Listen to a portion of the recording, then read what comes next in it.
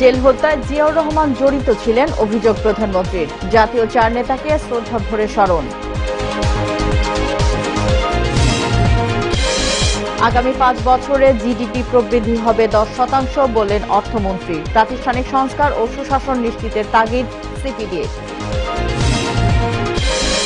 ঢাকার 2 city corporation নির্বাচন মধ্য জানুয়ারিতে। ইভিএম পদ্ধতিতে একই দিনে হবে ভোট গ্রহণ। এবং শিগগিরই বুয়েট শিক্ষার্থী আবরার ফাহাদ হত্যা মামলার চার্জশিট বললেন স্বরাষ্ট্রমন্ত্রী। শুদ্ধি অভিযান অব্যাহত রাখার ঘোষণা।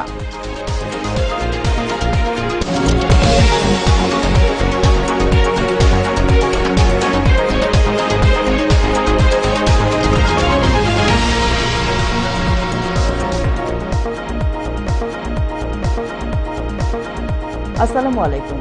মোহনা সংবাদে সবাইকে স্বাগত। শুনছিলেন শিরোনাম, সঙ্গে আছি ডলবিন্দু নোরা।